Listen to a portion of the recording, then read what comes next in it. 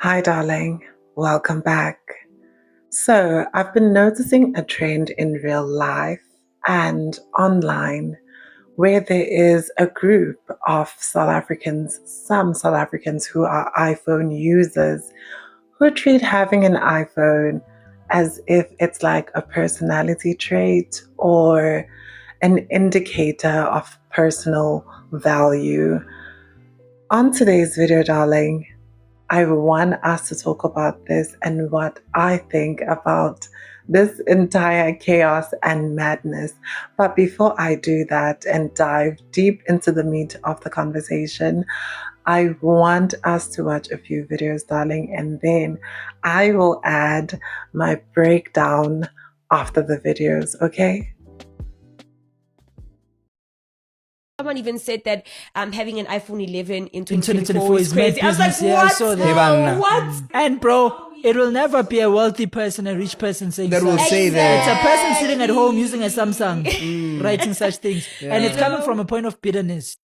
Because I can afford that phone that you're using now, but thing is, mina ngicabanga smart. What if it's And about some that? Samsung phones are actually more expensive than the latest iPhones. I because also have of a flip, problem. What? I have a problem with people that buy expensive Samsung more than iPhone. Is that a wise thing to do, Chief? I mean, Why? think about preference. Preference. Yeah, For example, yeah. my mom would prefer buying the most expensive Samsung than the iPhone. I feel like- because it's just the feel like what do those you people call are it? Let me tell you The what software, Mto the thinks. system Let me tell you what software. Mto thinks. Mto thinks that the people that are buying these expensive Samsungs, they want to go against the norm, Yes. the culture. They are like that So, sometimes, though. yeah. They just want to prove a point. Like, what is so special about an iPhone? Like, and then they're trying to convince you to get it. Sometimes, like, I'm not going there. Guys, once you use an Ask these. iPhone, you will know You that can't there's go no back. But comparison. I think different types of iPhone users in South Africa. First up, you've got the hardcore Apple users. Like, I swear, these people move like their father owns Apple. Like, these people are always up to date with the technology. Like, whenever Apple drop a new phone, these people have it. I'm telling you, like, how can you support a company this much, dog? They really don't care about you. How are you supporting them like this? Next up, you got the people that don't want to give up on Apple. You know those iPhone 6 users? Like, dog, iPhone 6 is out of fashion now, dog. Give it up, dog. Get yourself an Android if you can't afford a new iPhone.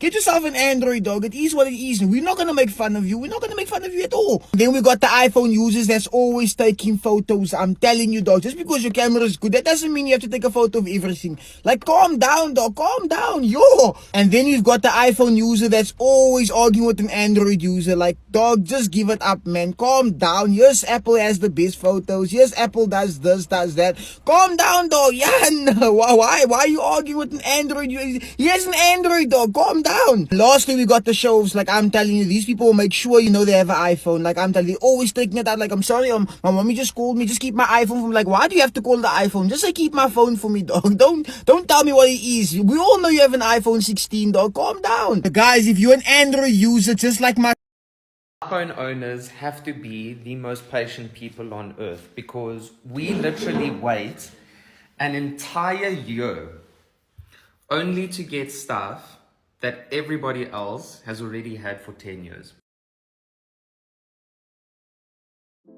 So, as you can see from the videos, iPhone users have their own interesting subculture where they're obviously very patient. They wait for the latest models, but to get updates that are pretty old. And this is not shade at all. It's not shade at all to the iPhone users. I'm sorry.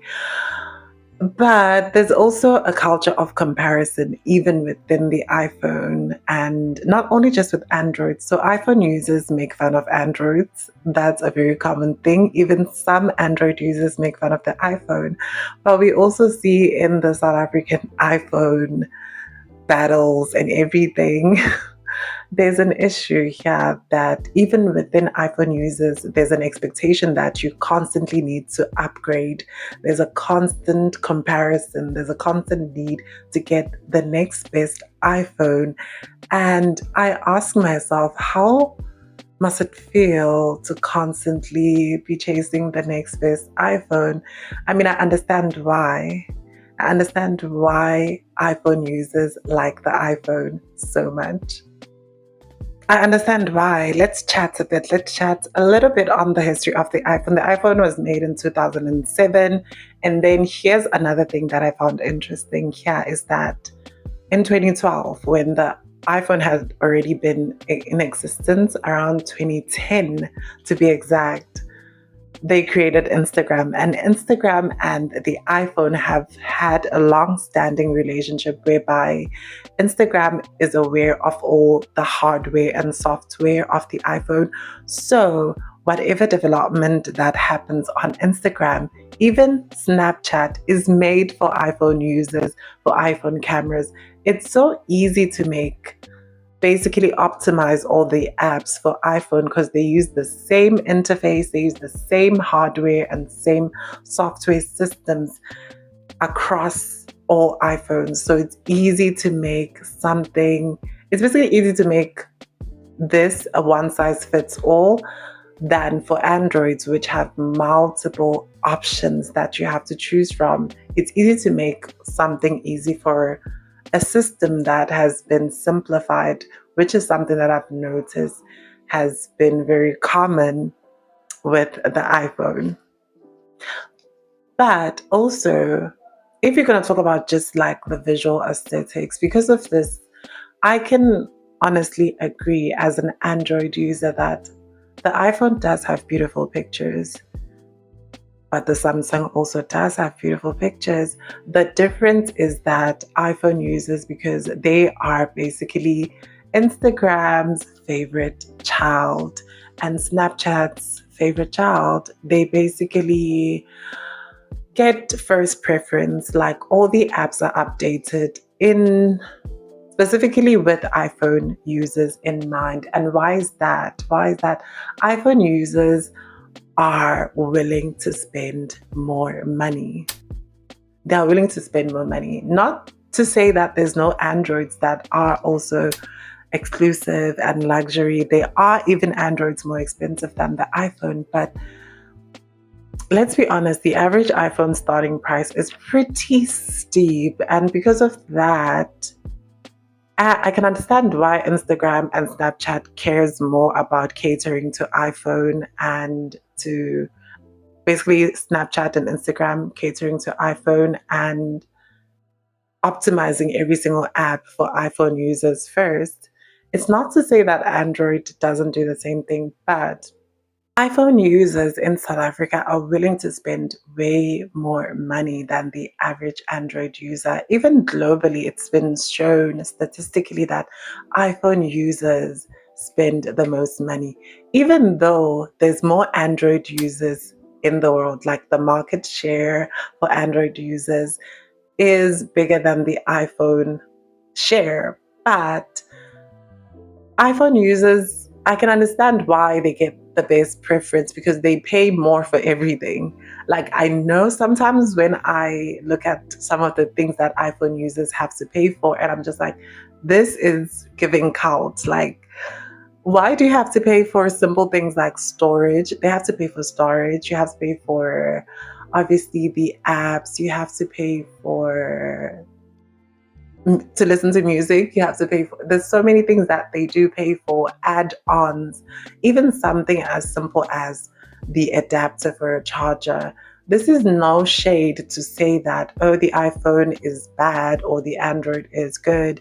This is just an observation, and I can look at both sides and see the good and the bad. Also, as a person who uses an Android, I do desire having an iPhone one day, but not for the same reasons. My desire for an iPhone is motivated by the fact that I want the best representation of my creativity online. And sometimes it's unfortunate that even though I like Android, I can sometimes, if you don't have an expensive Android, you cannot fully create beautiful, you can create art, but your art reduces. I'm too perfectionist when it comes to this. Your art is reduced. Like when it comes to the iPhone posting to Instagram or Snapchat, it uses the hardware and the software that is already there. But for Android, it goes through multiple directions just to post the picture because we have so many hardware and software features that cannot be customized. It would take more time for them to create that. So I understand why. They want to make things easier for iPhone users because they pay more. However, there's something that I find missing with the iPhone, even though I am considering getting an iPhone and I am going to get one because I want my art, my photos, my videos, everything to look crisp and beautiful so that the people who are looking at it can also have like an appreciation for my effort. And basically, I just want something that looks to my standards, and the iPhone can't do that with its consistency. What I struggle with the iPhone, maybe it's because I remember being a kid, right? I remember growing up and I remember seeing so many different designs for phones. Like phones used to be fun. Phones used to be diverse. Phones used to be so creative. And for me, you could tell someone's personality through their phone. It had individuality. I feel like creativity is just something necessary in life. Like we wouldn't have all these technological advancements and just general how society has evolved and become better without creativity, without things being different. My issue with the iPhone sometimes is that, let's be honest, the phones look the same.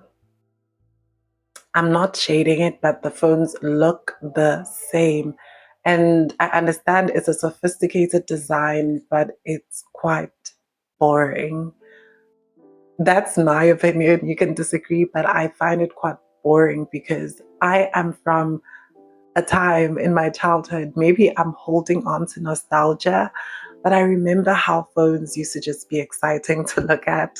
Like, even just before you open it, it was just exciting. Yes, they were not advanced. I get it. But for the time, they were fun accessories, and it was a way to basically it was a way to express your individuality.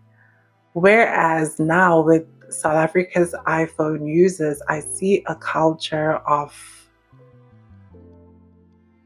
dare I say, classism, elitism, and just there's a level of, guys, there's no reason why grown adults should be arguing online about a tool. Whether you're using an Android or an iPhone, it is a tool. It is not a part of you. And I noticed that there's people who basically judge you by the clothing you wear.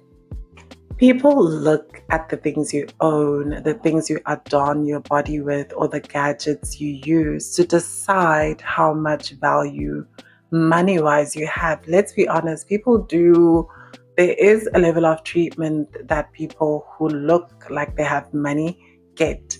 We see it in the clubs, we see it in real life. There's a guy I remember who talked on Twitter. I can't find the exact post, but he talked about how he got better treatment at a restaurant because he put his iPhone on the table.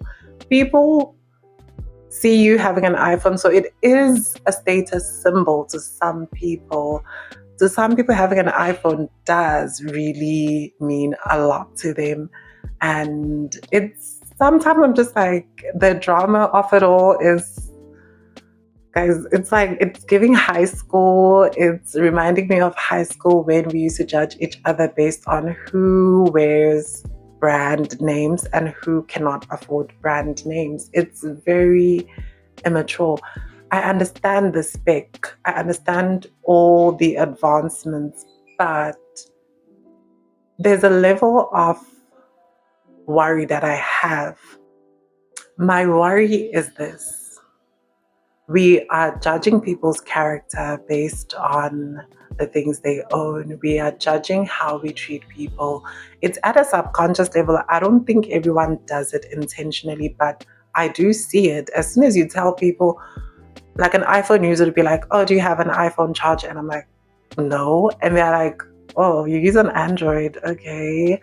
There's literally people who are like that. And there's just like, guys, it's just a phone. An Android is a phone, an iPhone is a phone. Yes, they have advantages and disadvantages, but it's just a phone. And I worry when I see people consume without any thought, and people don't think about the depth of how this affects them.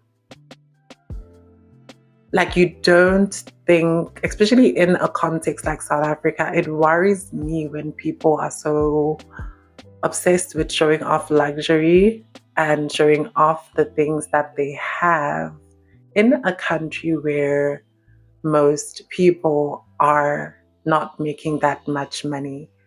I worry sometimes because I think there is a lack of empathy in some cases. There's some people I just feel like lack empathy or self-awareness because we live in a country that is unequal. Poverty is a big thing in South Africa, unemployment as well. And you don't understand people's financial status. You don't understand what people are going through. And it shocks me when people judge people for having an Android. You don't know what the person's financial status is, and you don't know what they're going through financially or at home.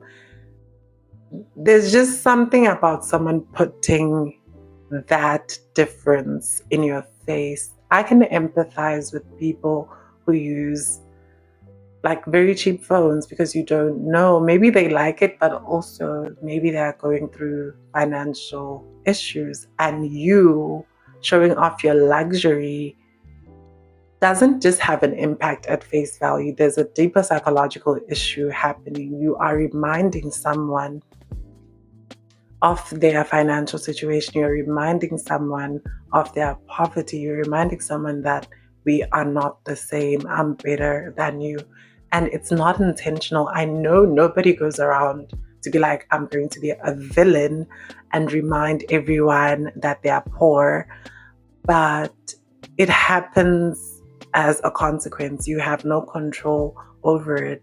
You're not a villain because you own luxury, but self-awareness. We need to be aware that in the context of South Africa, how does people putting their wealth in your face when you have very little, how does it feel when someone is spending your 3 months salary on a phone? Those are things we need to think about and not just be mindless consumers. What is the point of this video? My point is we need to be conscious of how we are interacting with each other. And I'm not surprised why we have so many of the social issues we have. We have an issue where people are the same online. People have the same personality types and relationships are the same. We're all going through the same problems. And I'm not surprised. Why? Because we externalize our value. A lot of people find validation from outside things. I am better because I go to these luxury place. I am better because I own this phone. I am better because I live in this particular neighborhood and you don't. It's not something that people explicitly say. But guys, let's be obvious. The reason why so many people who promote luxury get so many likes is because it's a thing, it's a flex. Nobody likes to look and be reminded of poverty on social media. Well, most people, I do know that people are not a monolith, and even with the iPhone and Android users, not every one of these people are horrible people. No, not at all. It's just a tool, guys. It is just a tool, and we're externalizing our value on objects. My worry is also just the fact that how long are you going to chase the new iPhone all the time? It's giving cult. Like, whenever the iPhone releases a new phone, lately in the most recent years, I'm just like, this has to be a social experiment at some point because you're releasing the same phone. Just adding a few things that have already existed on Android, but you're releasing the same phone, and there's people who are constantly looking for something new. Why does that affect me? How do I enter in that conversation? I want to be conscious because, as someone who has gone through poverty, I don't want to be a slave to my desires. I don't want to constantly chase objects just to feel good about myself. The iPhone is just one of many products. It's an object that makes some level of validation. You feel like you're part of the in group, the influencers, the celebrities. You feel like you relate to them to some level. My issue is you're constantly chasing this thing, and basically you're leaking money out of your pocket. It's taking money out of your pocket. My thing is, I want the iPhone or all these luxury items not only to take money from me, but also to bring money to me. Let's not just mindlessly spend on expensive things. For example, I invest in the stock market, I invest in the iPhone stock. I have investments, and I know it's very kind of hypocritical to have an Android, but I invest in iPhone. Well, that's because I just know iPhone users are willing to cough out money. And for me, as much as I like this luxury item, I don't want it to take money away from me. I want to be able to make money from this object as well. It should be a give and take, give and give situation, not just me spending my money mindlessly. I don't know, maybe it's because of my background. I just don't want to spend money and not have anything in return. Yes, sometimes it's okay to splurge and enjoy yourself. You're human. You want to enjoy beautiful things. Beauty is attractive, but also just be very careful about where you are finding happiness in. And one thing that I know is most people who are truly content with life are not worried about external things. They don't get their validation from copying other people. They just create their own path in life.